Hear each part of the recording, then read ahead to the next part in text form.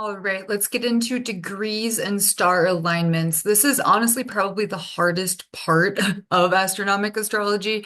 So if this doesn't make sense at first, that's okay. Just keep with it, keep playing with it. I feel like the more you do it, the more it will click. And also, it's not yet a perfect system. So hopefully, with all of our thinking caps together, it will eventually be one. But for now, it's just like pretty close. It's not exact precise. So if you're the type of person that's like, oh my God, I need it to be like on the exact, this is going to be really tough for you because this is very much approximations until we get actual data points. So all right, let's get into how to look at degrees or determine where a planetary body or luminary is in this massive system because obviously, like, this can be very overwhelming. So, one of the first things you can do is honestly, this will help you kind of conceptualize this a little bit easier. You're going to come up to the northern star here, Polaris. That is what everything goes around right now is this northern point, which is Polaris, which is part of Ursa Minor here, which we talk about a lot once we get into the different constellations and what it is aligned with. But all right, so you see this little circle, and then you will see all of these little fractals, I guess, off of the inner circle. So each of these represents 15 degrees, and we can follow all of these lines down. For example, this line here, or between these two lines, this is going to be, once it gets here, 15 degrees. Actually, it's 15 degrees no matter where you are. It's just like a bigger circle, so it will take up more space once we get down to the sun's ecliptic path. All right, so first thing to know is that these chunks all equal 15, all right? And the farther you zoom in, though, the more condensed it will get. So right now, it is showing us 15 degrees. So if we want to look at Aries as an example, we know that the constellation of Aries, let me look for the exact precision, is 21 degrees. So it is going to take up a little bit over one of these complete 15-degree chunks because in its totality it has 21 degrees. So hopefully that makes sense that it fills up all of one of them and then a little bit more to make those full 21. Also keeping in mind that Aries and Pisces overlap a little bit when we really get down to it. But the way we are going to determine degrees is based on stars and the fixed stars and their planetary alignment to it. So what does that mean? What does that look like? Let's take the sun as an example right here. All right, so again, this chunk right here is going to be 15 degrees. As we zoom in, you will see it go into 5-degree chunks. Okay, that's going to be a little bit easier to identify what is in alignment with this. So from this point, I'm going to go straight up and straight down. Okay, I'm going to stay in these chunks. I'm not going to go this way. I'm not going to go this way. I'm just going to go vertically. All right, so if I'm looking for where is the sun right now? It's in Aries. Okay, what degree though? That's what we're looking for. We're trying to determine which degree. So this is in alignment with Hamal. Yeah, it looks like it anyway. If we want to zoom in even further, we get to 2.5, but it's kind of up to you if you want to go in that far or not. I tend to stick with the 5 and 15. Again, if we zoom out, it goes back to the 15. If we zoom in a little bit, we get the 5-degree chunks. So I can pretty safely say that this sun, if I follow it up right down the middle, will be in alignment with Hamal. Awesome. So what am I going to do from here? You're like, cool, I figured out a star alignment. That's nice. So what you're going to do is go over to the degrees and alignments, and you're going to look at where Hamal is within Aries. And here we can see is at 5 degrees. So we can automatically know that this sun is at 5 degrees Aries. But wait, there's more. So there's also another star alignment we can look at if we know it's at 5 degrees Aries. We can also look at beta trianguli and triangulum. So let's go back here. Let's go to triangulum. Might have to zoom out a little bit to find triangulum. Oh, look, we found it. So I'm going to zoom in I'm going to see if Hamal is in alignment with this one. Pretty close. It's not exact. So that's the part that might drive some of you crazy, is that this beta trianguli might very much be between 5 and 6 degrees. So okay, let's say that somebody has their sun sign around 5 or 6 degrees, because obviously it's not going to be exact on 5 degrees, but because we don't have the math for it quite yet, it's harder to determine. So you're going to look at that and then say, all right, what else do we have here? Beta trianguli. So you're going to take that person's sun sign and attribute Aries energy to it. You already work because it's in Aries, but in addition, now you have another Aries energy. So, like more potent Aries energy, and now you have a triangulum alignment too. So this sun would be at 5 degrees Aries, and it would take on the energies of triangulum as well. And so, for example, if that person has a 6 degrees Aries sun, and you're like, I kind of want to include that beta trianguli in there for a triangulum alignment, go for it, do it. That makes sense. You know what I mean? So just because it's not exact on doesn't mean it's not going to take on some of that energy anyway.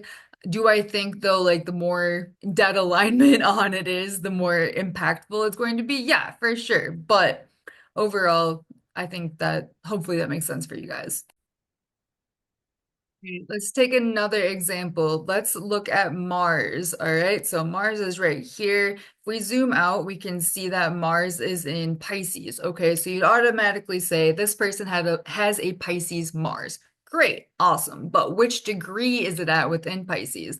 That is where we're going to have to zoom in a little bit. Again, we're taking everything back to the sun's ecliptic path. So this red line is what really matters here. And we're relating everything back to this line. So if we zoom in, let's see, these are 15-degree chunks. If we go in a little bit more, this will get down here. So if we actually, let me try to get a little drawer on here because this might help you too. So what I'm doing is looking at this chunk right here to determine degrees. So that's 5 degrees right there. All right, let me erase that. So I'm drawing a line from Mars to the sun's ecliptic path. So this is the point that I am referring to right here on the sun's ecliptic path. Again, I'm staying in alignment between these lines. I'm just following, straight to the sun's ecliptic path. So if I'm following this line up further and going up here, I can see that Mars is almost in alignment with this star right here. So what is this star? Let's find out. So that is Lambda Piscium. Okay, so automatically I know that Mars is in really close proximity to Lambda Piscium. So I'm going to go over here. Well, first of all, I'm going to get this off of my screen, hopefully. All right. I'm going to go over all the way to Pisces. If you can see down here, we have each zodiac constellation. I'm going to find Lambda Piscium. It is at 8 degrees. And because there's no alignments at 9 degrees, and I feel that this Mars is a little bit further than this Lambda Piscium, it's pretty close, honestly. It's probably like the later degrees of or like later part of 8 degrees. But I could say that this Mars is at 9 degrees, Pisces. So this is an interesting one because this one is not going to have any additional star alignments. So that's just straight up Pisces Mars at 9 degrees. You can say 8.5 degrees if you would like. It's completely up to you how you would like to determine that. I think like for each person, it will make the most sense. I think once you do it for your own natal chart, you're definitely going to see that like what you identify with and what you're like, I don't know about that. So you'll be able to determine which degree it's at a little bit easier.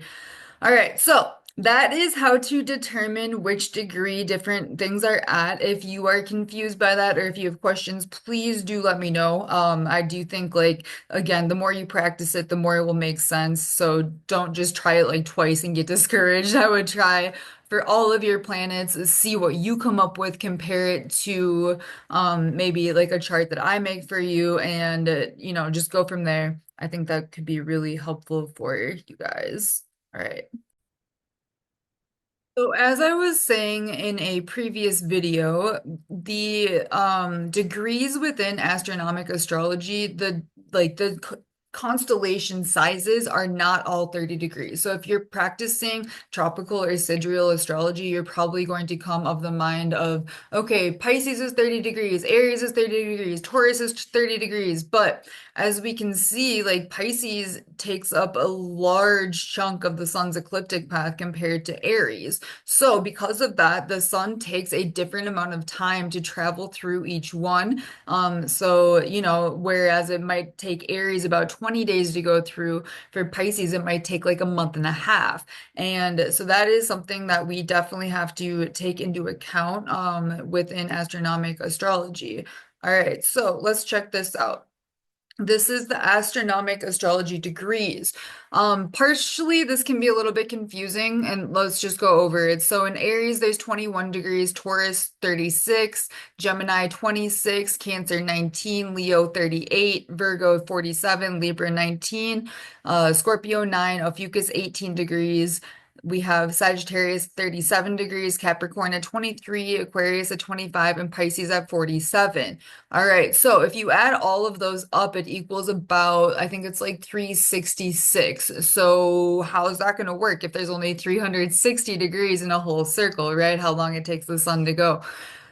The reason is because certain zodiac signs share degrees. All right, so Aries, for example, if the sun is between 0 and 3 degrees of Aries, it is still also at 44 to 47 degrees Pisces. So if somebody has a birthday or their sun or something or a planet that's, between 0 to 3 degrees Aries, but also 44 to 47 degrees Pisces, it's literally up to them which energy they would like to claim as their natal energy, if not a cusp, because it very much, the planet will be in both constellations quite literally at the same time. Same thing with Leo and Virgo. They share a degree. So the last degree of Leo, 38 degrees Leo, is also the beginning of Virgo. So there's no separation there, which is very fascinating. Same thing with Aquarius and Pisces. So Pisces is very unique in that it shares a degree in the beginning with Aquarius and it shares 3 degrees at the end with Aries. Okay, so Pisces does not stand alone.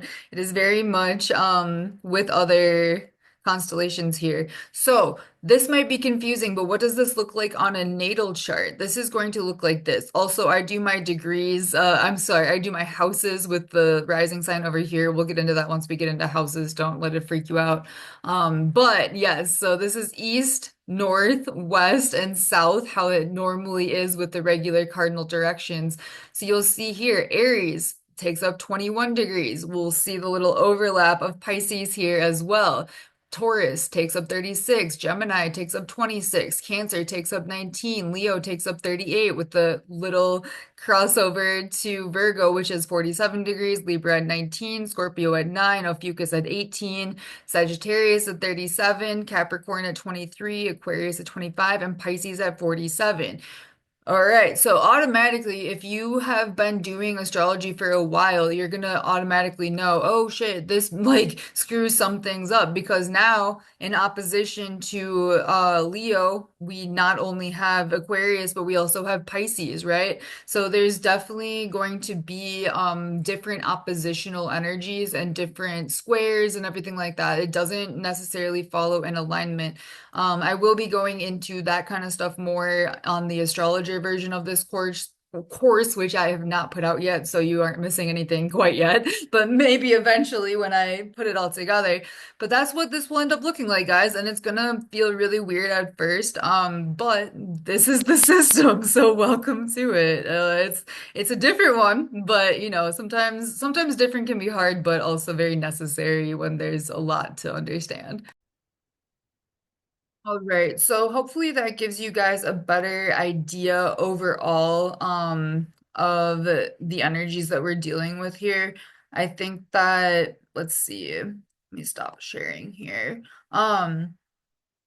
The more that you try it, the better you'll be at it. Again, this is new, so it might be hard. If you guys want to go through any of them, like I could definitely foresee me doing like one night where everybody that's bought the course like will jump in a live with me and we can go over your questions and whatnot. So if there's a want or need for that, definitely let me know and we can get that going. But otherwise, check out the next videos. If this is confusing, again, please just play around with it, type in your own information, try your best to find yours. If you do have questions, please email me, let me know. And if your calculations end up being different from the chart I send you, literally let me know and we can talk about it and determine where things actually are for you. All right.